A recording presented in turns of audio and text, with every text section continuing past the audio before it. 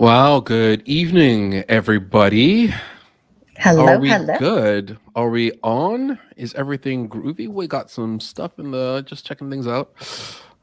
Hi. Hello.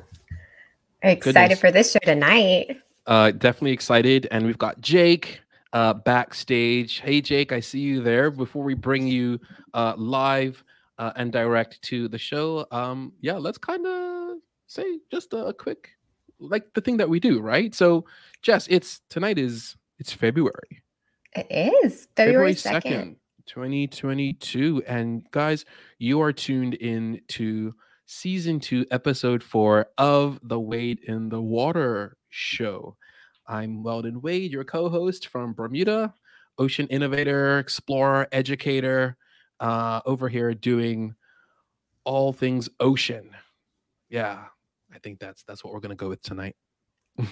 That sums it up well. I feel like it's pretty accurate. Nice. What do you do, Jess? What's going I'm on? I'm Jessica Lee. I am based out of Texas and I am the better half of this show. No, I'm just kidding. Well Definitely the better half. Definitely the better No, half. but I am a scuba instructor and I am classically trained as a marine ecologist. And I am super excited to share all things ocean diving and conservation with you here on this show every Wednesday. We're going to have a blast. Today is a really special episode. We have two dive safety officers coming from Texas to talk to you. And they're also going to be talking about the very exciting upcoming AAUS symposium. So we are super excited to share that with you guys today. And you Yeah, might even get to hear can't wait. some I can't nerdy wait. stories from my scientific diving journeys. We're all here to hear finally more of your nerdy diving stories, Jess. But certainly, um, without further ado, it's very important that we acknowledge all of our sponsors and supporters that help make this show possible. There's a lot that goes on behind the scenes, bit of pre-production, bit of marketing and advertising and promotion. But without Taylor Bermuda International, without Blue Wave, without Current Vehicles, Uber Vita, Atlantic Mooring, and a wonderful supporter out of Texas, Mammoth. Mammoth Lake, Texas. Mammoth Lake, Texas. So yeah, if you are watching us live, thank you so much for joining us tonight. If you're watching us on replay, your support and engagement is valuable. And if you're listening to the show by podcast, thank you so much for that too. It's something new that we're playing with, but it's wonderful to be able to um, reach you through these different digital mechanisms. And yeah, the podcast is definitely something very new and very exciting. So we're building it while we fly out here. And I see Chris has joined us backstage as well. So as always, you guys, this show is for divers, by divers, and we're here to engage with you. So if you have any questions, queries, suggestions about the show in general, or specifically about tonight's topic, which is diving for science, please jump in the comments.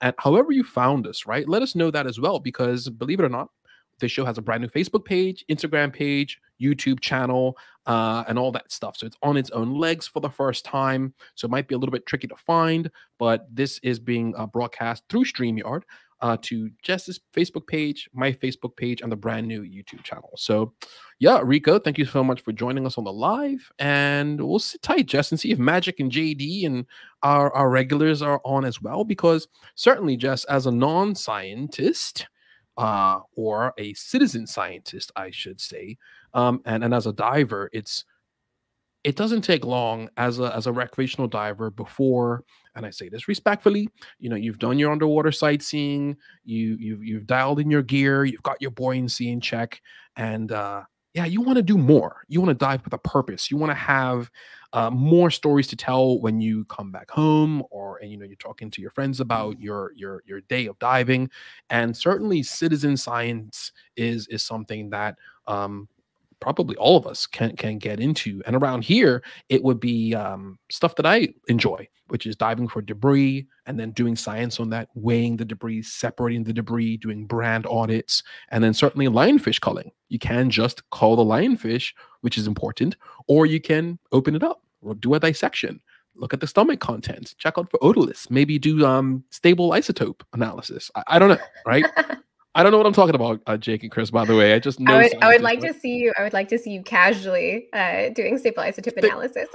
I don't even know what Oh, that means. Magic's on the live. Hello, Magic. Wicked. Oh, no mad faces tonight. We're good. Yeah, Magic, Magic's happy like shut the tonight. Don't show, shut worry. the show down. Jess, it's my honor and privilege to take lead, bring the guests in, and let's get the show popping. All right. Jake, Chris, give me a thumbs up if you guys are ready to come on the stream. All right. Oh yeah. That's a really great call. A little courtesy, little courtesy. Hey guys, I'm so happy you're here this evening. Wow. Thank you for coming on to the Wade in the Water show. Yeah, thanks for having us. We appreciate it. Awesome. Wonderful to meet you guys. Finally, it's been an exciting few days. Just kind of counting down to tonight. Even let me put a collared shirt on and get shaved. I took the got beard. well and dressing up for you.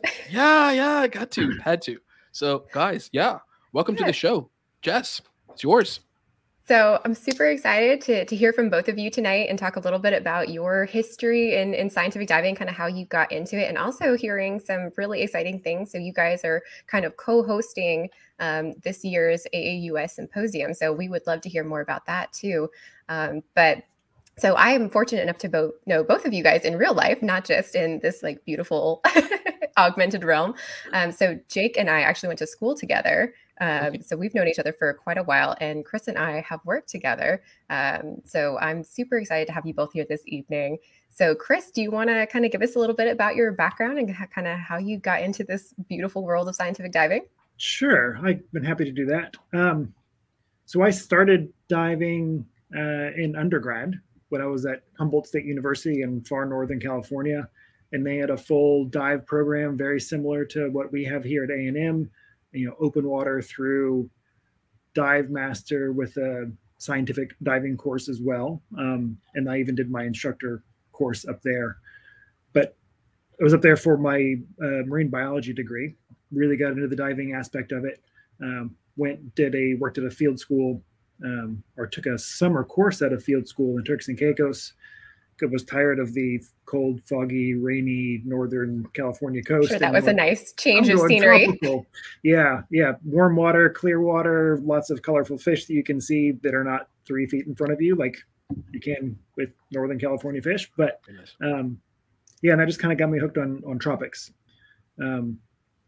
After school, I went back down there as an intern, stayed down there, worked in the recreational world for a while. Island hopped for a bit until I was like, you know what, time to go back for a master's degree. Went back and did that at A&M Corpus Christi, and have been doing probably more research diving since then rather than recreational diving. Did another round of recreational work in Hawaii, but also mixed in some research diving and exploration while I was down there. Really advanced skill sets, technical diving, all that kind of stuff. Got up and running. Much easier to do that, or more facilities to do that in the recreational world than it is in the scientific diving world. There's not a whole lot of opportunities yet. There's pretty few and far between organizational members that are doing really pushing the limits as far as decompression diving and rebreathers and that kind of stuff. So that was much more easy to get into in the recreational side and then bring it over to the scientific. But yeah, started here at A&M in 2018 or so. And I was the diving safety officer at the artificial reef program for Texas Parks and Wildlife for about 10 years prior to that, 8 years. I don't even remember anymore. Long enough. So, but that's really how I met Jake. Brought him on board as a volunteer diver from A&M. He was an undergrad, I think, at that point, and he just started coming out on every single trip, and I could never get rid of him. So it's great because he's a good diver. So we like keeping him around. That's good. And it's fun. It's neat how we kind of got to this point, because I worked separate from you, but in your realm of artificial reefs whenever you were in that program. And I actually almost, I don't know, I can't remember if I told you this or not, but I've actually almost gone out on a trip with you, but the trip was canceled really? back when you were back at TPWD. Yeah. But I was like, so close. I did really good for like the first 5 years. I don't think I had a single trip canceled. Like I had the weather dialed in. Don't tell me it was me. And Yeah, since like 2015 or so, I would cancel more than I would run. I don't know if the weather just got worse or if I was picking bad weekends because I had to pick them in September for the following year. It wasn't like I could. I was like, let's go with that one. So I was lucky at first and used up all my luck. It happens. It happens. Yep. Yep. Well, that's super exciting. Well, Jake, how about you kind of give us a little introduction to how you kind of got into the scientific diving world and kind of what you're doing now? Oh, Yeah, first Jake. off, I can lay it all at Chris's feet, right? Like he's to blame for everything, which is a good thing. I started off diving with my mom on vacations when I was a kid, when I was 12 years old. And I was hooked, so I just started taking every class I could at A&M, at Texas A&M. So they offered open water, and eventually I took all the classes. They invited me to become a dive master, and then they offered me a chance to work on an instructor. I tried and failed at becoming an instructor multiple times, which is also a good thing. Me too. And yeah, good. It's a good thing when it's not easy. And then before finishing undergrad, also earned a technical diver certification, and that was helping out Chris. So Chris also, he doesn't toot his own horn much, but he pretty much really did a lot of work with getting the Texas Parks and Wildlife program going, and also moving into a technical diving section as well. So I got to really have a very fortunate experience of being able to go out and help out, but then also continue to grow as a diver. So that was a lot of fun. That's awesome. And you're a technical instructor now, so you've come quite a ways.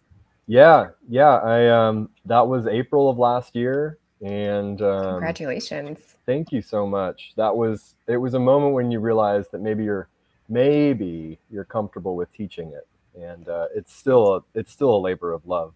Like, you still try to learn everything you can about it. Absolutely. But yeah, I had a really good trick. So if there's any students in here, I've got a really good trick for you. You bring these trips that you might get to go on to your first day of class, and you introduce yourself, and then you say, I have this opportunity to go on these trips. Is there any way to turn my homework in early or take an exam early? You let me know. I'll do anything. And that worked for all of them but one. And so I was off helping out projects as much as I could, learning as much as I could. I helped out NOAA, Texas Parks. I helped teach some classes as well. And then went to grad school because I was told you can't make a living in diving, and you don't even want to try. And so I did it. I took a hard right and did grad school, but kept on doing the diving thing, and then landed an opportunity to intern with the Artificial Reef Program, and that's where the job at Moody came available. And I said, I don't think so. And Chris said, in the nicest, politest way possible, you would be very not smart if you didn't at least apply. And so thank you, Chris, because the rest is history. So very cool. Want to tell us a little bit about what it is that you do at Moody Gardens? Oh, sure. Well, we, like, the first week, we've done a $37 million renovation. We're renovating the whole aquarium. We have an aquarium that looks at each of our oceans, so North Pacific, South Atlantic, South Pacific, Caribbean, the Gulf of Mexico. We have another exhibit for the Gulf of Mexico. I love the Gulf of Mexico exhibit. That one's pretty cool. I'm a little biased though, but it might be my favorite. Yeah, that one was pretty cool. The Artificial Reef Program provided some imagery, so that way they could help with the theming. Make it look great. And so we last year was a bit off. We did about 2,000 dives last year. We usually do about 3,500 dives.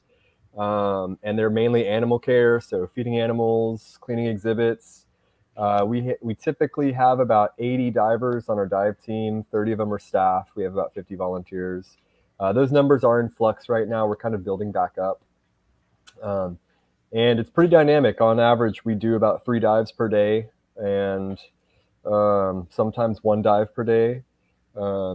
And each of those divers have to have like training and compliance, and then the equipment has to be maintained per manufacturer intervals, and there's those things like that that always keep us scrambling, trying to keep up. So maintenance, training programs, in actual instruction as well of courses. So we do dive presentations. So folks might need to take a full face mask class or a surface supply diving class so that they can dive in those exhibits. And then the fun part, the part that I really enjoy, is we have some pretty amazing partnerships to do field work and to go support field work. I was really excited when I saw that, because not all aquariums branch out and do research on top of presenting to the public. So I thought that was really neat when I got to see some of the trips that you were going on, not just as like a separate, I'm doing this on the side, but actually as part of your role as DSO at Moody Gardens. Yeah, I mean, our mission it involves research, conservation, recreation, education. It's spelled out, so it's nice to be able to hang your hat on that one. And we're fortunate where we've done a good job, I think, being helpful.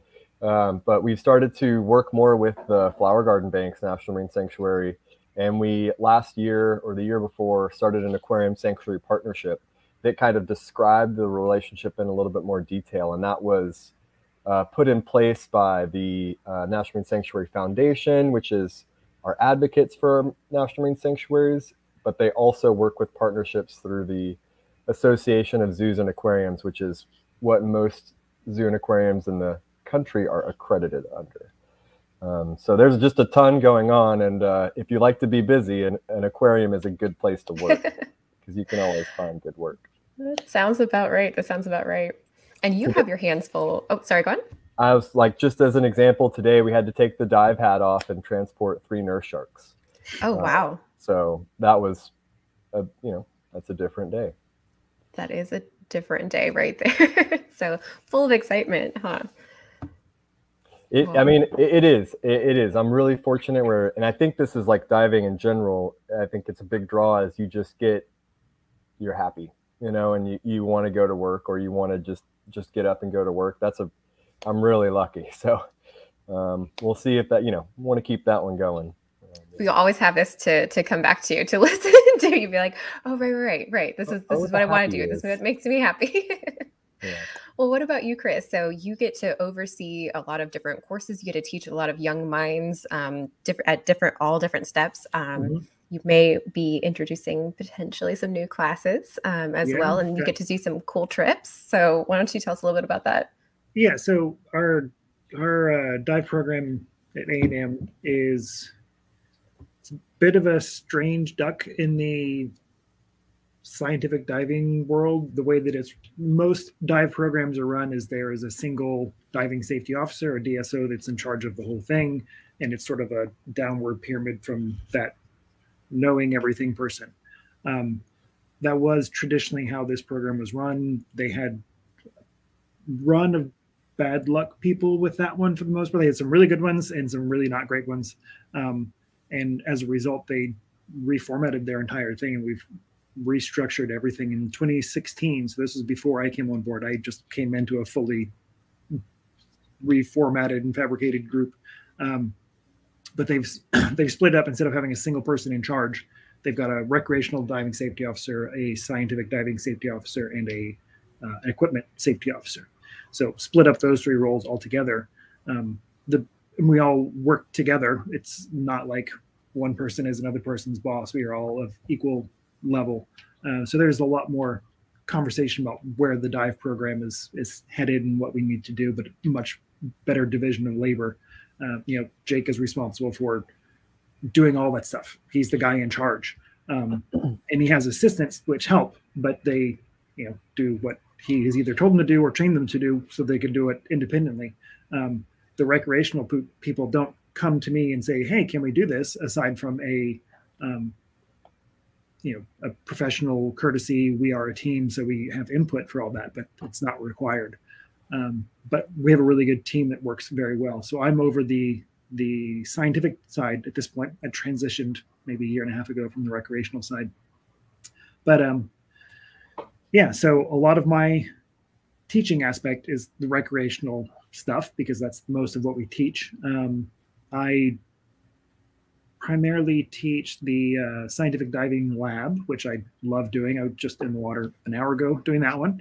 And then during the opposing semester, I teach the dive masters, which is I also have a lot of fun with. I like the more skilled divers because I can be meaner to them and they like it. So with the young ducklings, I have to be a little bit more kind. And there's a balance there. There's a balance as an instructor of when those feet. Yeah. So yeah, it's nice to have both. But I typically deal with the more trained students at this point.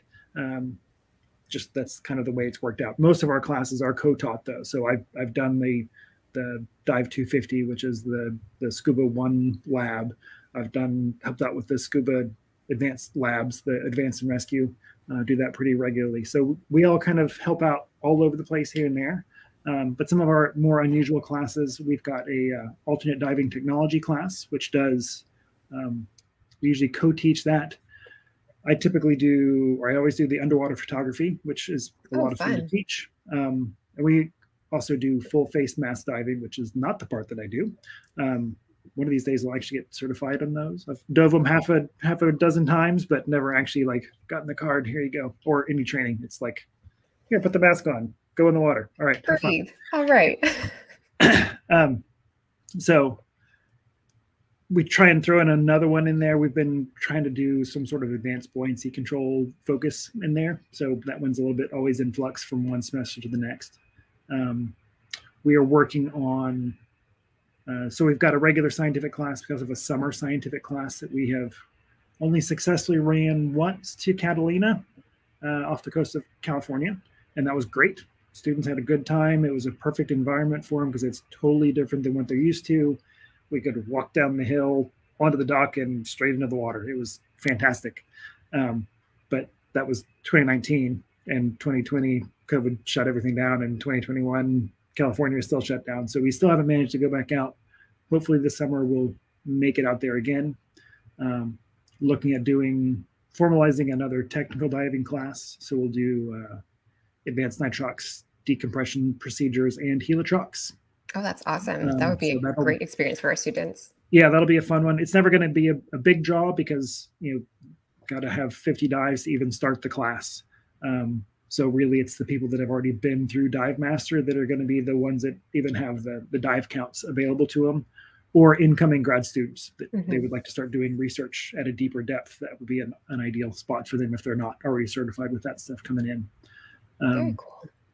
We've got Cavern is coming back on the books. We've traditionally been a cave diving research-oriented facility. We kind of lost that a little bit over the last couple of years because we haven't had anybody in-house to keep that up.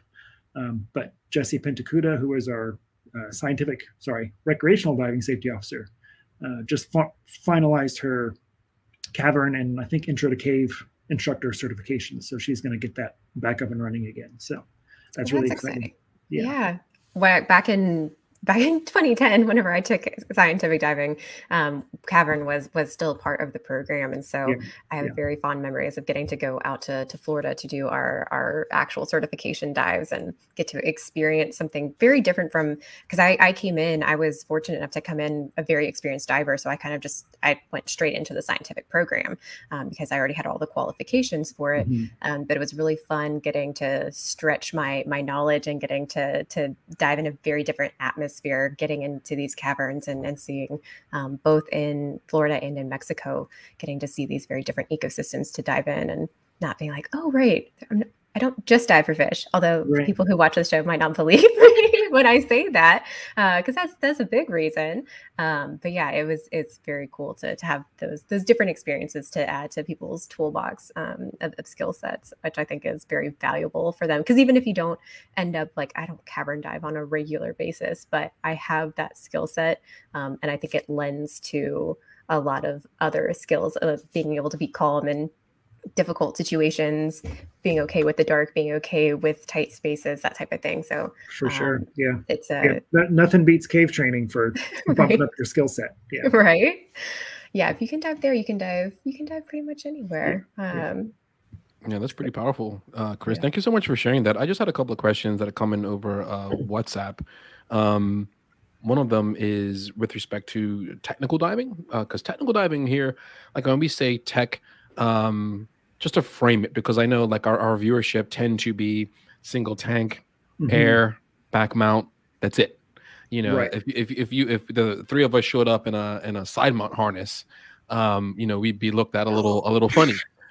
So Yeah. certainly nitrox, you gotta know a guy, and as soon as you expand beyond that, I mean helitrox, CCR, trimix, a lot of that is I don't want to say foreign, but there's only probably 6 or 7 guys here that dive technically actively right now. We did have a couple of incidents that set the community back, and you know, as soon when you mentioned where, you know, cavern was common and cave. And then, but when you have that person that helps to facilitate that, no longer be involved or able to push it, things can quickly sort of kind of fall away. And that's kind of what happened here. And you can't learn how to cave dive in Bermuda. Our caves are all locked down strictly for science. We've got these little critters that only exist in caves in Bermuda. So they're really, really restrictive. But just to bring it into the local viewership, the Bermuda Institute of Ocean Sciences is the local AAUS facility, and there they have their technical diving community do have reach into the caves to do that kind of work. But we have to fly to either, what is it, Florida or Mexico to do the training down there, come back, do the initiation with the cave sentinel. He kind of messes with your gear and rips your mask off and stuff like that, and then you're blessed to check out the sensors and all that stuff in the caves here. But again, for the benefit of my viewership here in Bermuda, no, you can't scuba dive in the caves here unless you have the blessing of the he who cannot be named right now. But when you know, if you need to know, you need to know. It's crazy out here. Well, actually, Texas is very similar. There's only a handful of diveable caves in the state. I've heard rumors that there are more in private land, but most of Texas is private land, so who knows? But yeah, there are really 3, maybe 4, and one of them is controlled by the USGS. That's Jacob's Well. It's supposed to be pretty cool. Never been there. No, one of the guys that was running it, and I'm like, "Can I go in?" He's like, "Nope, can't." Man. So. Oh man, when your connections let you down. I know. You're like, name drop in and bring a 6-pack of beer and no. Right. Yeah. So that's one of them. It's pretty tightly controlled, I think, mostly because of accidents. There's another one that Jake and I did out in the middle of nowhere in West Texas at Phantom Springs. It's phenomenal. But it's on controlled land that there's, I think, 2 scientific permits that allow anyone to go in, and one of them is by the sort of the tender of the gate, and no one's allowed to dive there at all right now. And then the third one is a place called Goodenough Springs, right on the border of Mexico, and the depth and the gnarliness of the cave is pretty much the limiting factor there. I think when the lake is full, the entrance is at like 185 feet, and it basically just goes straight down. It's it's nuts. So that's all we have that I know of with any sort of regularity. We just don't have. We got the right type of terrain, lots of limestone in the hill country, but our water table is too low, so we don't have much in the way of flooded caves. Okay, yeah, similar here in a sense. In terms of like the land, who owns the land, and the Walsingham Nature Reserve is what most people speak to when they talk about caves in Bermuda.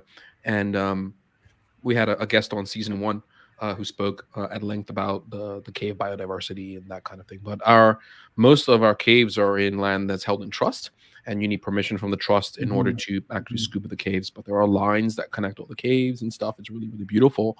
But it's for the few. But even like just diving with the integrated diving masks or the full face mask, that's really, really cool. It's not common here either. I have an old Ocean Reef full face mask, and I know the first time I was able to talk to my buddy with the underwater comms. I was like, this is cool. But I don't know how this works. I don't like it. It's not Bluetooth. It's what? Anyway, but it's really phenomenal to have these technologies and these gadgets, available to divers to it's as tools. Certainly, diving with one full face mask without the comms was a little interesting, but just being able to breathe through your nose and was pretty cool. We have one aquarium here. It's the Bermuda Aquarium Museum and Zoo, and it's nice. But they have biologists and scientists on board and do as much research and stuff as possible. I think Egypt Ingham might be on the live right now. She is an aquarist, I believe. And I say that only because of when I was there last time, Egypt was inside one of the holding tanks for maybe the parrotfish or the lobsters. I don't know, cleaning it out. And I just looked and I could see her there, and I gave her a wave. A lot of young Bermudians in the marine science arena, which is great too. But mostly between, I would say, the aquarium and that BIOS, the biostation down in St. George, the AAUS facility. But this is just crazy. Like, of course, scale, access, budget, like $30 million. Jake, you mentioned. Oh, that was for a renovation, 37 million. I was like, just to renovate. Bruh, whoa. So for me, it's just scale, just putting it all into perspective. I work quite a bit with BIOS. They are one of the founding partners of this Bermuda Ocean Prosperity Program that I work with, where we're working hard to set up a marine protected area and protect 20% of our exclusive economic zone in our ocean. So learning a lot. Fantastic. Yeah. That's great. That's great. It's a partnership with the Wait Institute and the Wait Foundation out of La Jolla, California as well. So my days tend to start around noon on California time. And I'm hoping shortly that I'm able to fly over there and meet the team and get to, I love San Diego. I love California. So get over there and hang out, get a little closer to you guys. And I've been to Texas just the one time. Yeah. Look, go over. Yeah. I know. Wave at USU. I know, closer than I am right now. That's true. But that's certainly, true. I've been to Texas, and that's how we met Jess. I don't know if you guys have heard, but we met aboard the Fling, the research vessel. Yeah. So you've been to the Flower Gardens? Yes. He's there for the Lionfish Invitational, the 2019 Lionfish Invitational. That's how we met. Oh, right on. Okay, awesome. Small world. It's pretty wild. Before I just want to pause real quick. Egypt is on the live. Hi, Egypt. If you have any questions, please pop them in the chat. I can see you. I can see you're here, and we appreciate your viewership. But yeah, and if you wanted to join, that would be great too. If you're cool and decent and you want to jump on the live with us, no pressure. I can always forward you the StreamYard invite link as well, Egypt. This is we're doing this for you. So yeah, let's do it. But yeah, please continue the conversation. This is super cool. I've also brought up the AAUS.org site because I think at some point we want to maybe touch on the symposium. Not to push things along, but I'm just excited. And that's super exciting. So I mean, the AAUS symposium is very cool. It's very exciting to have it hosted here in Galveston this year. But it's just a great way to bring all these different people who are utilizing diving for science, bring them together. We get to see, what's going on in the field and what's happening. So since you guys are getting to kind of co-host, bringing it here to our lovely island, why don't you guys tell us a little bit about, what to expect this year and what to be excited about and why they should come and join us, because we're all going to be there. Right. Hope so anyway. Yeah. Fingers crossed. Yeah. So we applied to host the symposium in 2018, I think, is when we actually put our application in. 2019? I don't know. It was a long time ago. Pre-COVID, I don't remember the dates. I think 2019, yeah. Yeah. So they were switching. It's held annually. They usually will do 4 or 5 years in the fall and then 4 or 5 years in the spring. But it's been in the fall for as long as I've been an active member. So since 2010 or so, they just haven't ever swapped back. So we were the first one to swap back to the springtime. And that obviously didn't work in our favor because we were supposed to host it in March of 21. Yeah. So obviously not a option there. They ended up just doing a virtual 1-day meeting, which was kind of what everyone was doing. So it worked fine. We got our information across, but it wasn't really the same as getting together in the same room and hanging out and talking story with people. So really excited to actually have an in-person meeting. It'll be, what are the dates? March 27th through April 1st, I think. The last week of March. It starts on the Sunday of that week and it ends on the Friday. Yeah. So it's the last week of March that kind of just tapers into April. Yeah, 27th to the 1st. So we are co-hosting it. Most of the events actually have worked out to be at Moody Gardens, which is great. They've got a whole, facility to take people and meeting rooms and a hotel and all that stuff that a university does not have. We could put them in the dorms, Chris. We could totally put them in the dorms. Yeah, I think the dorms are kind of full because in the middle of the semester. Yeah. So there's a few things going on over here. We'll have a business and the DSO meeting is going to be here on campus. A few of the workshops are going to be here. The freediving class is going to be here, which I'm really excited about. I was wondering what pool we were using when they said that it was going to be a heated pool on the island. I was, what pool are they using? Yeah, that's the one. Noah's showing off their big fancy boat that goes up the flower gardens, so that'll be here. They're doing a safe vessel operation, so they're going to talk about how they set up the boat for diving and probably how they do emergencies and things like that. So that'll be a really fun one. Yeah, the Manta is a beautiful vessel. If you guys haven't ever seen a picture of it, we can probably put it in the comments. But it is a very, very nice vessel. It's one of the first. It is the first vessel that I got to go out on outside of coursework that involves scientific diving. So it was my first research in the wild. Was out on the Manta. Yeah, that's cool. So we're just really excited to bring people here. This is the first meeting that AUS has had on the Gulf Coast ever, or in 20 years. It's been a really long time. They kind of bounce back and forth between the East Coast and the West Coast. Got to remember that third Alaska coast. A few years ago. They went to Key West, so far extremes, but they haven't done a Gulf Coast one for a long time. So we're really excited to have everyone around. Yeah. We've got, there's a surface supply diving workshop. There are probably the majority of equipment manufacturers will have equipment technician workshops as well. So I know that's a bit of a draw for folks that might need to re-up that are working on equipment or want to learn more about equipment. Especially if you missed DEMA this year, because a lot of times that's where people get an opportunity to get those, so you can come on and visit us. Yeah. Well, and apparently the courses at DEMA were pretty kind of slim pickings. There wasn't a whole lot going on from what I understood, but. And then we've got a bubble breaker on one of the nights, which is like the networking session that will be at Galveston Island Brewing as well, which is our local watering hole up there. And is that where the poster session is going to be as well? I believe so. Okay, Chris, cool. They usually do it at the bubble breaker. Yeah, I think that's right. So if you want to see some young scientists and see what they're up to, poster sessions are a great way for them to present that to the public and to other scientists, so you can kind of see what's happening in the field. It's also a chance to get like a pretty nice deal on some gear or trips or travel. They have donations for raffle.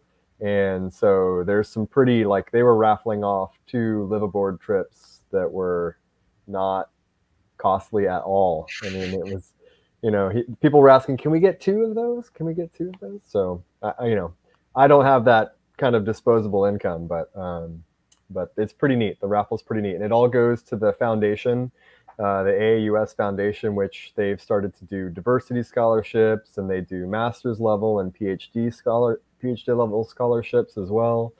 So it's all for a good cause as well. And I believe those are open right now, or have they closed? I know I posted about it a little while ago when the AUS ones opened up. There's some really, really great opportunities if there's anyone out there interested in looking through, and some of them are for diving and some of them are for research. Yeah, and they're in the grand scheme of things, most of them are not super competitive, so we'd love to get more people applying for them. I know the first year we had I think it was a $5,000 equipment scholarship, and they had 3 people apply. Yeah. So it was the first time. I don't think it's quite that slim pickings now, but it's not, you're not running against 40 or 50 or 60 people.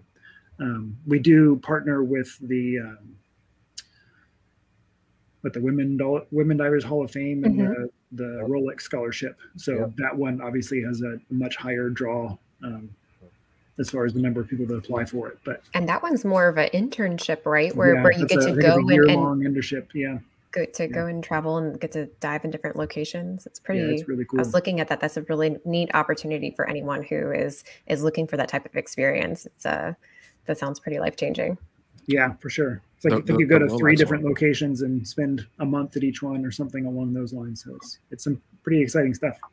Yeah, for sure, guys. I when I was in Cayman a couple of years ago, I met Felix. He was the Rolex scholar at the time, and it was great because he was sort of just working at Dive Tech, kicking around, and he had they gave him they funded him Inspiration Rebreather, so he was just kind of like kicking around, and he was great. And I've been I never heard of that before meeting Felix. So since meeting him and following the account that he took over, once you kind of tap into that, then when the new scholars come in, they take that over as well. So it's cool seeing the new guy. I know he was hanging out with Christina Zanato and the shark folks down in the Bahamas for a bit too. So she was training him up on the shark suit and doing all that work down there. So I was like, damn it, that's so cool, to be part of that. And certainly the other entity you mentioned, the Women Diver Hall of Fame. Yeah.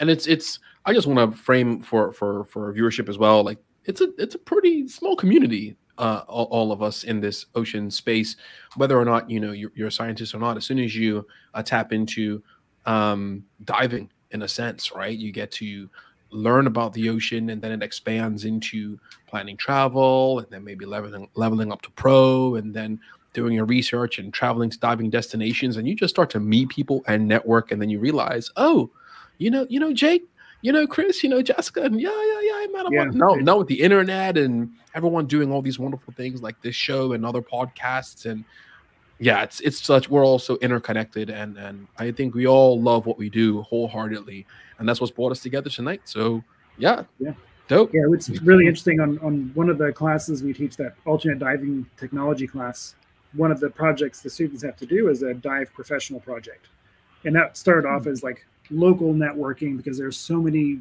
we're in the middle of Texas, but we have NASA does diving and NOAA does diving and Parks and Wildlife and Moody Gardens, and like there's a lot of organizational members, lots of people doing institutional diving down here. So the students typically focused on the immediate area. You can go talk to someone at the USGS or whatever, and it was really good because you are doing that immediate networking.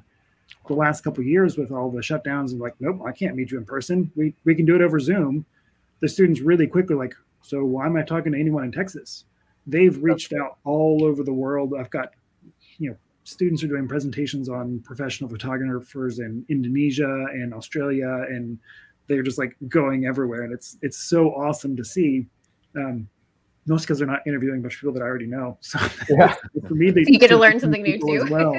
But they're not shy about reaching out to people. It's like, oh, I follow this guy on Instagram. I'm just gonna email him and see if they'll chat with me, or if I follow whatever shark person in the Bahamas and she's super cool. So and that's what it boils down to. A lot of this is the people, and I think working with the local Bermuda Tourism Authority and doing my best to work with the local dive shops, it sounds a bit weird, but it's easy to sometimes overlook the people component of it. And I look at diving and exploration, especially something like, I don't know, swimming with humpback whales. We have a migration period that's now until the end of maybe April. I can be out on my boat by myself swimming with humpbacks. It's great, but I'd much rather be in the water with you guys, all 4 of us, to share that experience. And it's that human experience and the people. And that's important. And I see that all the time, Chris. It's people aren't really like, ooh, I want to go to a destination to dive because of the destination as much. It's more like, I want to dive with Chris and Jake. Wherever you guys might be in the world, you guys are rock stars. We met on social media. You take dope photographs. You have great energy. You look like you have a wonderful time. So I want to dive with you. It doesn't really matter. Doesn't matter where you are. Let's do a meetup. Let's rendezvous in New York and fly down to the Bahamas or wherever. So that's what we're trying to frame here is like, look, Bermuda's great, like other places are, but it's the people and the stories that we really need to amplify, and then making the diving purposeful as well. Segueing more into citizen science and doing our best as a citizen science community to work with the formal institutions that do that hard data, the hard science that can ultimately, lead to better outcomes, whether it's policy papers, legislation, that kind of stuff too. So it's all so important and so interconnected, and there's levels to it all. And I just want to dive a rebreather again and do some really cool stuff in the deep ocean, because we're the shipwreck capital of the Atlantic, but there are shipwrecks that are deeper than the recreational diving cohort back in the day, like they weren't able to go very deep. So I'm like, oh goodness, okay, well, from 0 to 60, 0 to 80, yeah, that's cool. But let's check out the wrecks at 200 plus feet and see what we got going on down there. We do have a comment. We might know some people that would be interested in that. I'm sure. I have a comment from Kyla Smith. And Kyla is a rock star in the space. I would love to have Kyla on the show ASAP. Kyla says she's looking forward to meeting all of you guys at the AAUS symposium. Kyla is at the Bermuda Institute of Ocean Sciences. I was hoping Kyla would jump on to the live. I can't wait to meet you in person, Kyla. She's a rock star. Oh it's my gosh. It's going to be fantastic. Dope. So for you guys, and I think that Weldon really did a good job bridging this in. So obviously the three of us and Weldon as well in different capacities, we've all had the pleasure of getting to do diving for science in a strictly scientific capacity. So whether it's part of our jobs or part of something that we're volunteering to do, but we have the training and the skill set and a lot of times like the educational background.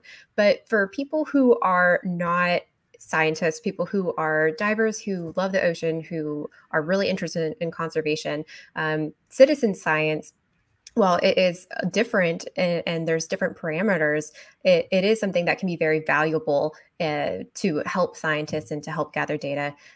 What are some opportunities? So, there's different groups where you can do fish surveys and submit your fish surveys. There's different groups where you can go and pick up debris and log what you're finding. And there's lionfish culling and that type of thing. But what are some opportunities that you guys know of that you would like to share with someone who maybe is not ever going to be able to take a scientific diving course, where they can do something that is helpful, that's diving with a purpose? Because we all love diving with a purpose. I think that's what helps drive us and keep us in this diving space and you're never going to get tired of it whenever you're doing it for something bigger than yourself. We can share. I was wondering how it's going to work with four of us bubbles. This is perfect. But what are some opportunities that you would maybe want to share with our viewers? Well, I think the biggest one that I know of, and also has a really robust data set, like they collect good data, is the reef fish counts. They do those all over the world. There are some areas that are way more active than others. I don't know of any there's some active people that go out to the flower gardens locally in Texas that will do reef surveys. But it's nothing like how organized they are in California. They've got in-person trainings and virtual trainings, and you level up, and they are highly organized, and they do some good training. They collect really good data. And it starts off just going underwater with a slate and saying, oh, there's that fish. Oh, there's that fish. And the more experience you get, the more your data counts in their data set, which is pretty cool too. So it's not just a matter of, I'm a expert ichthyologist who happens to do a reef survey while I'm on vacation. They count more than someone who just learned to dive 5 dives ago and knows 3 fish. Right. So it's a clever way to do that. I've used their survey methods in research that I'm doing for institutions as well, because it's a really solid way to organize their data. Great. And Chris, this is the Reef Environmental Education Foundation, right?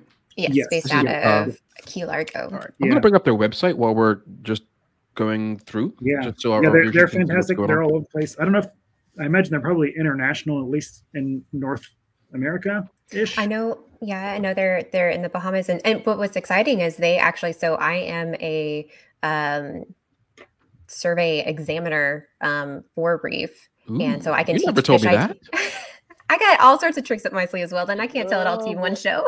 But yeah, so whenever you take a fish ID course, you can get that helps you move up because there's different levels for the different survey levels, and then you can, the more dives you do and the more IDs you do, you can input them into your portal.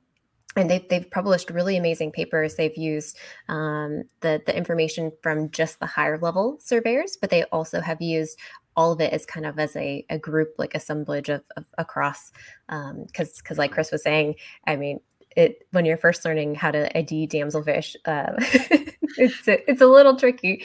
So there's a little bit of a learning curve there, but as you get more confident, and you can take these different exams where they actually like show you the different fish and you have to prove that you know what they are. But in the beginning, it's just getting out there and seeing them and learning it. But yeah, this is really fun. But what's neat about Reef is they have all different webinars. They have a bunch of free webinars where they have it for all different Fishnars. Shout out to Ned and Anna Deloach and the Reef team. We've got some of the books that Ned co-authored. I know you guys all got them as well. They have been to Bermuda a couple of times, and I know that Allie was on the boat with us. Yes, Allie who works at Reef, was on our Linefish invitational trip. So much. So they have penetration in Bermuda, guys. If you guys are tuning in, you're like, I don't know what's going on. And then I know some of the first Lionfish derbies that I was hosting a couple of years ago, they were Reef sanctioned, which was pretty cool too. But yeah. Reef's dope. Yeah, and they have it, but you can watch them, the Fishnars, for different regions. So like, let's say I'm an expert for fish that are in the Gulf of Mexico and Caribbean, but I don't know anything about ones in Indonesia, and I'm going on a trip to Indonesia. You can look at those, you can watch those different trainings, or you can sign up for a training with the local dive shop. And then that way you can get, you can start doing surveys for areas outside of just your home range. So if all of a sudden, you start diving in the kelp forests in California, you're going to be seeing different fish than you're going to see out at the flower garden. So I know. That's a really, really great example, Chris. Thank you for bringing them up. They're the Everyone should have these books. I mean, once you get into the space, and these are real books, it's not like a virtual background. I was looking to see if mine were handy. I know mine are literally right over here. Like, show it. I think I have like 3 generations of those books. Like, oh, they had 3 new fish. I need to go get a new one. I'm definitely missing field guides. I'm missing a couple. I've got the wet notes as well. So certainly, like, yeah, the reef side and IDing the fish and getting the data in, that's super valuable. But even just like knowing the different species of fish that you're dealing with, I gotta admit that quite often, I'll get people will go catch a fish or see a fish or take a picture of a fish and they're sending it to me. So I don't know how well dialed in like Google Lens is or any of the apps on the phones are, because you kind of take a picture of a big silver fish. The algorithm that really doesn't know, is it an amberjack? Is it a snapper? Yeah. It's not quite dialed in just yet. Maybe you got to do some of that stable isotope stuff. I don't know. Yeah. Feed it into your phone somehow. Not the right context, but good try. Hey, I don't know. But having good try. Keep trying, Walden. It's okay. Having the guides is super cool because, just knowing what you're looking at as well. And, all goes well. You're doing a regular dive with a local dive shop. You have a guide that's not, one of those speedy guides that wants to cover as much ground as possible, but rather see as much as possible. And you drop down and you're able to dial in your buoyancy and see stuff and be able to identify different things. And I'm not saying you got to know the Latin name of things, but it's nice to be able to properly ID things. And yeah, the reef project is really great. I think I got some of their slates. Yeah. Is the Patty Jess, is the Patty Fish ID specialty based off of Reef, or is it loosely? It ties in. They tie in together, and so you can utilize it. So if you are, whenever you're taking the Patty Fish ID course, you can then also once you get in because you're automatically a level 1 surveyor, but once you do the test plus getting your 5, I think it's 5 dives and surveys submitted, then you can be a level 2 surveyor. So then you can start climbing up the ladder. Wicked. And then Jake, you probably have some cool ideas for opportunities for people too, because I mean, you have an entire volunteer program at Booty Gardens, but also I'm sure you know some other fun things as well. Oh, hold on. Let's get you unmuted. There we go. There we go. That was operator error. We have to have it at least one time during the show where that happens. It's all right. Yeah, you're welcome. Yeah, I think the thing that I always tell people is like look at their community, like look at what's going on around them, and it absolutely, you don't have to be a scientist to make the world a better place, and I think that's what a lot of people might miss. Is there's just folks that like to go out there and do some good, and there's the San Marcos River cleanup every year is a good one, and Texas is tough. It's a little easier to get involved in places that are a bit more dive heavy. But there are just groups that are going out and doing things. So you can reach out to, if it's dive clubs, if it's local aquariums. I mean, most all aquariums in the United States have volunteer dive programs. And so the prereqs or what you need to come in the door with might be different, but they all need help. Because it's like what you're creating a habitat as close as you can for these animals, which includes mimicking sunlight, which then creates algae growth. So you're constantly battling algae growth, and other water quality things. So that's one of them. And then what I also like to do is look at the institutions or the organizations or the groups, however you want to call it, that are actually doing diving. And so it was a little bit more challenging but the state of Texas had a volunteer dive program at one point for their archaeology. And so, there's just things that just don't get out there, and in the mainstream. And it might take a little bit of looking or a little bit of asking, and, kind of seeing what might be out there as well. And then there's also just going out and diving, and you may see other things that people are doing that then you can ask to be a part of or help out with. So there's, like Chris was saying, that there's some caves in Texas, and there are groups that go out and do work, and you can get involved, but you gotta be like a grunt first, and like carry the tanks and do like work your way up. Yeah, exactly. And so that's not a bad thing either, but. So there's a ton out there, and the sky is certainly the limit. And then the other part that I did want to say is that if you think you have that idea or something's not happening yet, you can be that person also to see if there's something that you want to like pull a group together and go do something. So I was gonna make this comment, but y'all are just great hosts, and you thank you. And you run with it. But I was thinking, I was like, yeah, I always have a bad time underwater. I always have zero fun with the people I'm with, right? Like, yeah, that's never the case. Never. Like you're like, oh, I just don't enjoy it, So I think that's the other part, is it's fun, and what's better than like fun and getting to make the world a little bit of a better place. So right. And we have, as divers, we have this really unique opportunity to help the environment in a way that maybe other people don't, because we can actually get to it. So, there's amazing beach cleanups going on. There's all of these like wonderful things that are happening on land that are by the ocean. But as divers, we have the privilege and a responsibility to try to help out in any way that we can. And as long as we're diving within our means and within our training. And I think Weldon says it wonderfully, as becoming a leader in the area. So making sure that, like you were saying, Jake, like if you really wish someone was doing something and there's no one in your area doing it, there's nothing stopping you from starting it, whether it's starting that cleanup group or whatever it is that piques your interest. And there's other organizations out there, or maybe even local institutions, that would say, oh man, can we help you buy like trash bags, or can 100%. We help can we 100%. Help? What can we do? Like a really good example of this was like in Monterey, they have a golf course that's on the cliffside, and there was just folks that just wanted to go out and go diving and collect golf balls, and like it just kind of started from there. So yeah, there's support for this stuff too as well. That's a great story. There's a beach here that we'll visit when you guys come to Bermuda, called John Smith's Bay. And what we found was we dive in, and there'd be golf balls everywhere all the time. My cousin happens to be a professional golfer, and I found a sponsor who recognized when we're diving, we're bringing back onion sacks of golf balls to actually sponsor Kamiko like 50 cents for every golf ball we recovered.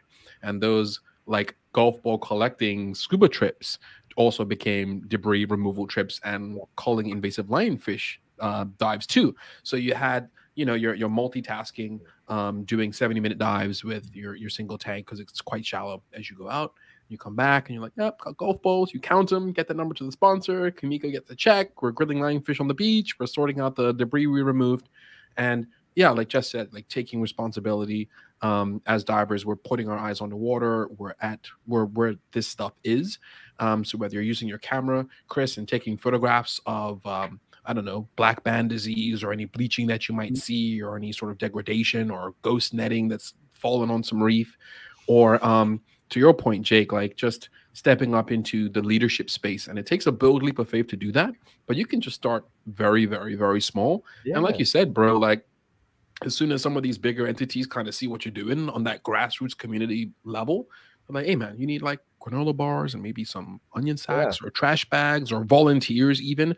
And then you just find that the businesses see that and they have their corporate social responsibility. And this can we put our name on that too? Yeah. ESG and what is it? Sponsor? Yeah, ESG stuff is kind of popping up now. And so yeah, they're like, look, can we stick a bow banner there? We'll send 100 of our staff. So yeah, I did say start small, but it can quickly scale into something that's really, really big and impactful. And that's like circling back, that happens because people just want to be a part of it. Exactly. It's like a lightning rod sometimes. Well, and like what Chris was talking about earlier about his students reaching out to these people that maybe you never would have had an opportunity to talk to, but like we have social media, and a lot of the people who are in this space, again, like we were all saying, like we're in it because we love it. We're not in it because someone's forcing us to be here. So if you're, wanting to reach out to like a rock star in this space and like be part of what they're going to do, very rarely, I mean, a lot of times it's ourselves that hold us back from that. It's like a lot of times they're like, oh yeah, sure, like come on, I'll come talk, whatever. And so just reaching out whenever you see things that you want to be a part of. What's the worst they're going to say? No. That's kind of ill, Yeah, I told my students to start shooting for the moon. Like, you want to go find out if whoever the active diving cousteau is, if you can interview him for class, email him. Maybe they'll say yes. That would be awesome. Yeah. For sure. Yeah. For sure. I do have the website for the AAUS Symposium up if you wanted to take a quick peek at that. And I also want to recognize that we've gone over an hour for our show. So Jess, it's been time. Like, where'd the time go? It's flying. So I'm just on the website for the symposium. For those of you guys tuned in, looks like this year's it's happening. They weren't kidding, guys. Texas A&M, Galveston, and Moody Gardens. End of next month. That's right. There's a schedule somewhere along here. It's not at the bottom too. Yeah, this is cool. I'm super jealous looking at this because a couple of things stand out. I'm like, damn it.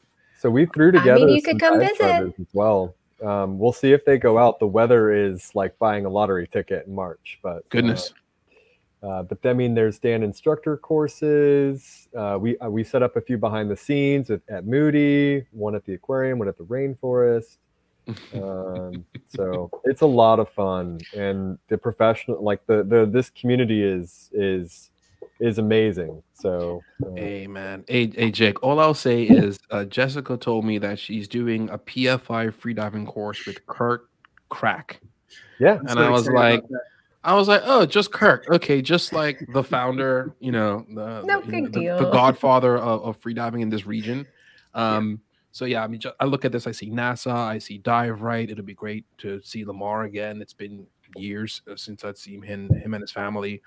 The OTS IDMs and certainly Kirk and the PFI team and NASA, holy cow. The NBL, the NASA Neutral Buoyancy Lab, is a very spectacular thing to see if you've never had the opportunity to. So you get to actually see where the astronauts train, and it's half of a space station underwater. It's pretty cool. We just don't have that here, and I'm really the FOMO is kicking in hard. I see the Prism. You still have time to register. Registration has not closed. I'm not an AAUS diver though. So That's actually, okay. for the symposium, there's kind of two ways or multiple ways you can register. We do have student rates for it. You can sign up for the whole thing, which is mostly going to be geared towards more DSO people or DSO leaning people. But you can also just sign up for workshops. That is an option. So if you just want to come in and update your OTS certification, you can do that. You don't have to pay the money to take the whole symposium. Okay. So that is an option to just do one option on the you workshop. can get a ticket for like the symposium or the bubble breaker, or workshops. So it's neat. You get to make it your own. So. Very I had a lot of fun the putting my Black Coral together. showing. I just wanted to talk about that one for a minute. We've been trying to my buddy in Maui filmed that. It's a documentary on the black coral divers in Hawaii. And we've been trying to get that to show at Moody Gardens for like 5 years now. Oh, okay, I got it here. I was like, what? The black hole showing. So right at the very bottom of Wednesday. Yeah. What's that all about? So he, my buddy Todd is, moved to Maui. They do all the black coral diving. This is, 80s and 90s. These guys were like the rock stars of the dive world at the time. They did some truly insane stuff. To go harvest black coral that they could then sell for jewelry, basically. And it was a very, very closed community. There was, 15, 20 people that were actively doing it. All knew each other. Like they were in super competitive gangs almost. They had like, sabotages of their boats to get them out there slower. It was just really crazy mid 80s, lots of alcohol and drugs, I'm sure. But my friend Todd had been trying to break into this very closed circle to interview them to find out, like, what are you doing? Why were you doing it? What did you see? Because they're the only ones. They're doing 200-300-foot dives on air. Oh, wow. Just like, and going out and working. It's nuts. Swinging a sledgehammer. Yeah, swinging a sledgehammer, 300 feet on air. It's insane. But the last guy finally retired. He got bent one too many times. He's like, nope, I'm done. And he called Todd up because he knew that he'd been after him and said, hey, I'll talk to you. And once that first one happened, they all like, oh yeah, this will happen. And he made this really fantastic documentary. I don't remember when it came out, 2014 or so, I think. It's amazing. It talks about like narcosis, oxygen toxicity, sharks, predators. The way that Todd put it together, it's a really amazing film. It's a fantastic documentary. Is it going to be on the IMAX? Yes. So Moody Gardens, for all the you who don't know, Moody Gardens has an amazing IMAX theater. So it's like the huge, like you're completely surrounded, floor to ceiling, like puts the movie theater to shame. So it's the largest screen in Texas. So sad right now. I don't know. I honestly didn't really realize this was going on, and I didn't know it was sort of open, and then I didn't know the schedule. And like, this is real time disappointment. I've been bragging about it for weeks, y'all. I'm sure there's cheap flights from Bermuda to Houston. Just take a taxi, Weldon. It's cheap to get to no matter where you are. Water taxi. Yeah, just take a taxi. This is so awesome. I'm really glad we highlighted this because this is great. Well, what we can say for sure is that Bermuda will be represented. Kyla Smith is the DSO for BIOS, and she'll be there. Cool.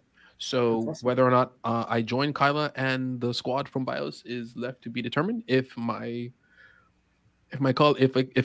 could pay for it. Yeah. Well, if I can get funding for it, that'll be dope. But it's not happening. It's not happening, you guys. All right, wait in the water sponsors. Make it happen. Right. We'll figure it out. But certainly, Jake, Chris, Jess, this is so awesome. It's been so wonderful having your time tonight. And I certainly what I want to say is I don't want to keep you guys too late, but Jess is driving, so I'm just going to be quiet. Well, we appreciate the opportunity to get the word out and to talk to your audience, and it was fun being on your show. Well, thank you so much for being here. Thank you. Really appreciate it. Oh, sorry. I'll say thank you. I want to also say thank you so much. And we're really looking forward to it. So I just got to tag along with Chris. So thank you all so much for the invite. And Weldon, if we get the chance, my my wife did her graduate work in Bermuda. So maybe we'll get a chance to come back out, and if we do, we can come say hey. That would be really, really amazing. Like I said earlier, right? It's such a small world, especially when you love the ocean and you go into it in this special way. So many. Did she come do any work with bios here? I believe so, and some of her work was in Walsingham Cave, I believe. Wow. And I may get that wrong, and I may get smacked later for that. No, it's cool. I was gonna say this whole interview will be live and available on replay right away. So as soon as we end the stream, it's live, and then probably in a couple of days, Jess and I will put it to podcast, so you can always have people listen in to everything we've covered tonight. And hopefully you don't get any licks, but it'll be great to have you guys back in Bermuda and to hear what your wife did when she was here, because chances are there'll be some staff and faculty that are still there. My best friend's mother has been working there for the past maybe 40 years. Wow. So she's still there, still part of the furniture. She loves it there. It's a wonderful family down there at Bios. So yeah, for sure. Definitely, for sure. And Chris, thank you so much for your energy and your time and your insight and your stories. And gotta mention, Jess, thank you so much for getting Chris and Jay to come on. Jess did all the work. I'm just kind of here. I don't know what I'm doing right now, actually. That is not true. That is not true. But yes, thank you so much, both of you guys, for coming out, and it was a pleasure. And I can't wait to see you guys at the symposium. All right. Really excited.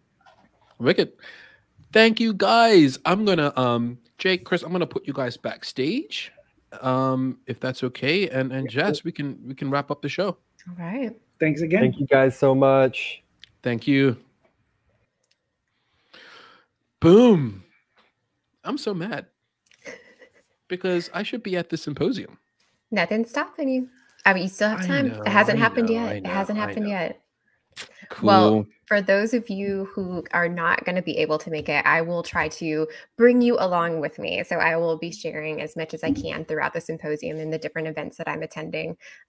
So if you guys would like to tune in, I will let you know closer to time how I'm going to go about that, but it will be in this space. It will be in this space. So you guys can kind of tag along and be there with me in spirit.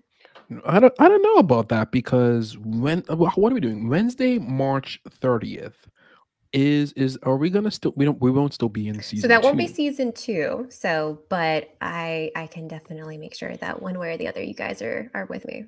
Yeah, even if we arrange a pre-recording, just a brief of how you're getting on, especially because you're taking a freediving course with like the godfather of freediving. I need you guys to cheer me on. It's like no pressure. It's right.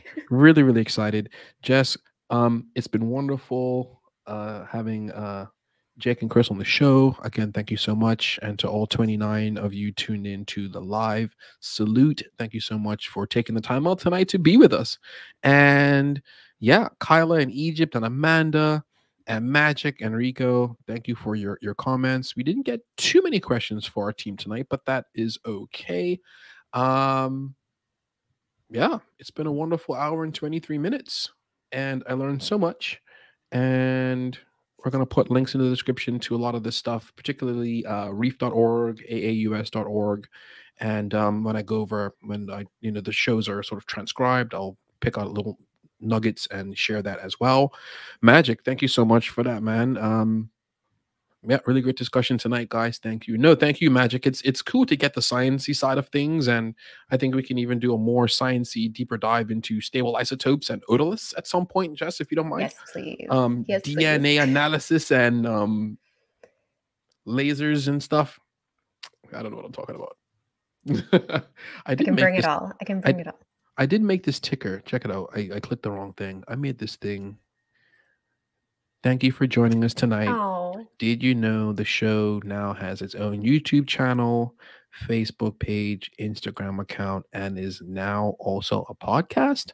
Find us on Instagram and hit the link in bio. So I was going to run that during the 10-minute sort of intro bit, and then I lost track of time. We had the guys on deck. I don't want this running, distracting people and stuff like that. So I don't know. I wanted to slow the ticker down a little bit too. And it's kind of fast.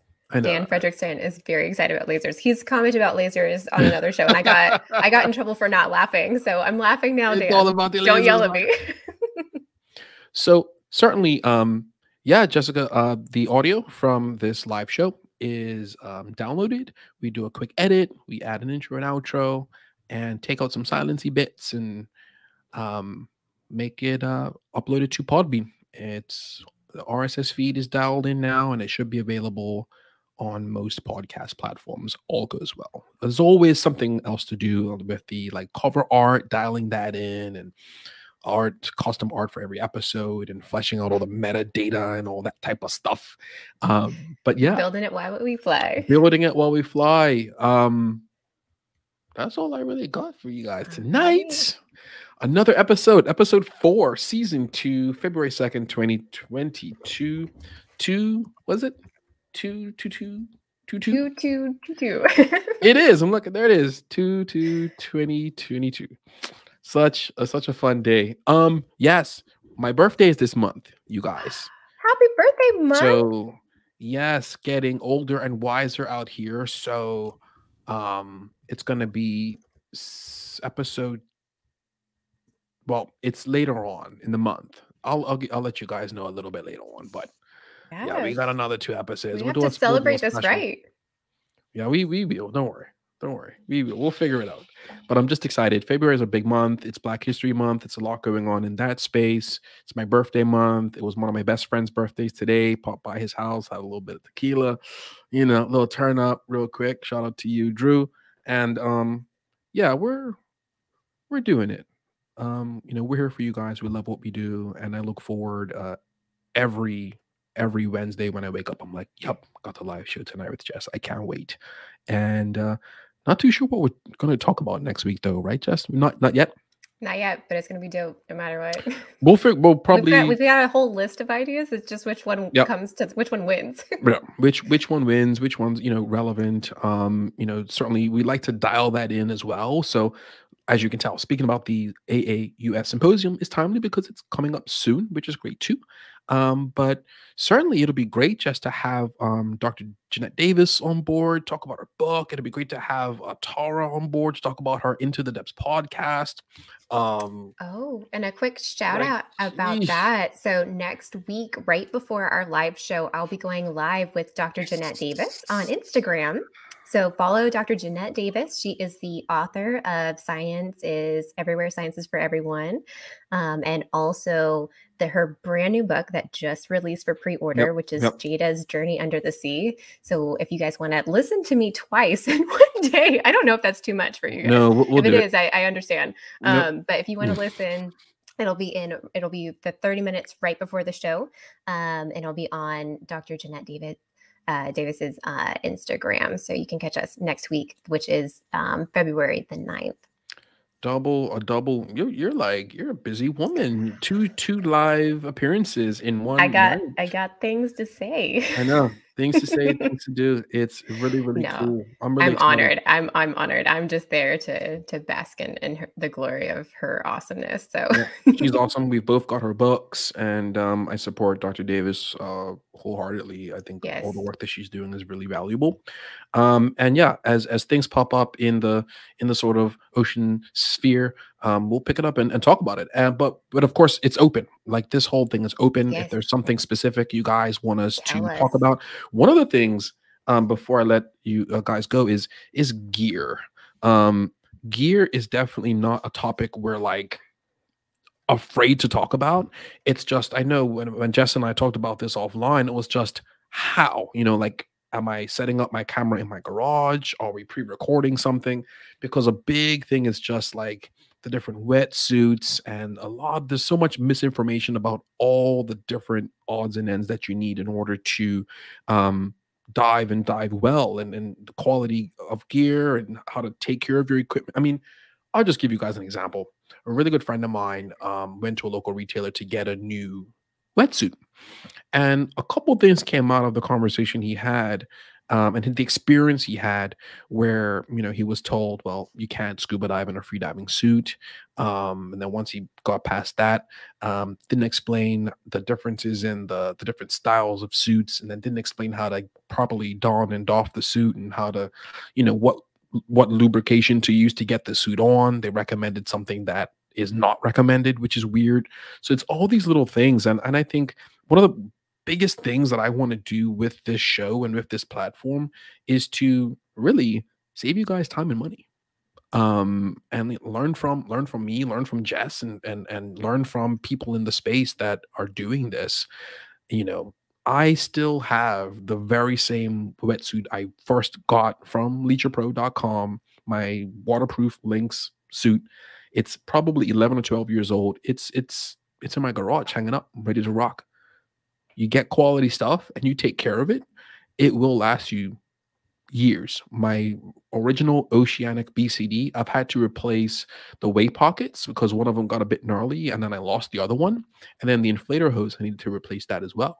But I still got my original stuff that I ordered 12 years ago. Certainly, my garage has turned into a bit of a dive locker with all these different suits. Shout out to True Dive, their brand new wetsuit sponsor. We'll talk about that next week. It's on different, about 6 different wetsuits, side mount, back mount, all kinds of goodies. But I think the biggest thing is just ask questions, like, and use the internet, but put yourself around the people that are out here doing it, and don't just spend money on something and not know what's going on. There is a technique to getting out of your free diving wetsuit, your two-piece wetsuit. You know, you don't want to be looking like you're struggling, and then you don't want to use dish soap to put it on either. You want to use something different. And yeah, I've seen people try to put on an open cell online suit without any lubrication or water, and it's, you're like, it took me 20 minutes to get into my wetsuit, and I'm like, really? And Why? we can go over all of that in depth too. And you guys can Sorry, send us. we're gonna cut this out of the podcast. You can you can send us your questions if there's any specific gear questions that you guys have. You can always ask us, and if we don't know the answer, we will get you the answer. So yeah, if you guys have anything that or any big purchases that are coming up, and you're just like, oh man, where do I even start? Just let us know. We can kind of put that all into one. Oh, so Jessica Kuhn says, have you already pre-ordered the book for Henson, Jess? Why, yes, I have. It's a fantastic book. And my nephew he has the first book and he loves it. And so it's I'm super excited to see the second book. And yes, Henson's definitely getting both books. Nice. Guys, thank you so much for tuning in. And yeah, I'm ready to cue up our outro, Jess. All right. Bye, Thank you so guys. Have much. a wonderful week. I can't wait to see you next week. Have a wonderful evening, you guys. Till next time, we are gone.